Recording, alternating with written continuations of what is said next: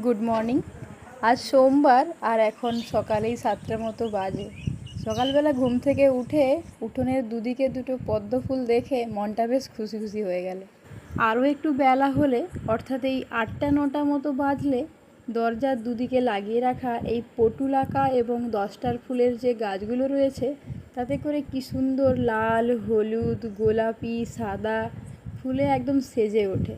আর এই এত এত ফুলের মধু সংগ্রহ করার জন্য প্রচুর ভ্রমর আসে ফুলগুলো ফোটার পরপর। এই ফুলগুলো যখন প্রথমবার লাগিয়েছিলাম তখন দেখছিলাম গাছগুলোতে খুব একটা ফুল হচ্ছিল না, অথচ অন্যদের এই একই গাছে প্রচুর ফুল হচ্ছিল। তখন একটু মন খারাপ হয়েছিল। তখন ভেবেছিলাম হয়তো আমার হাতে খুব একটা ভালো গাছ কিংবা ফুল হবে না, কিন্তু পরে এর রাজটা বুঝতে পারলাম। এই গাছগুলোকে প্রচণ্ড চড়া রোদে রাখতে হয়, তাহলেই এতে ভালো ফুল হয়।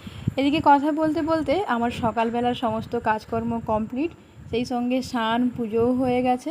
আর ওদিকে ঈশাও ঘুম থেকে উঠে গেছে। ও ঘুম থেকে উঠে স্নান করে নিয়েছে, এখনও পড়তে বসছে। ওকে কিছুটা পড়িয়ে দিয়ে ওকে অঙ্ক করতে দিয়ে আমি চলে এলাম রান্নাঘরে রান্না করতে। এখন কয়েকদিন ধরে প্রচণ্ড গরম পড়েছে, এই গরমে ঝাল ঝোল খেতে ইচ্ছে করে না, একটু হালকা টক করছি। তো এই সমস্ত করতে করতে সকাল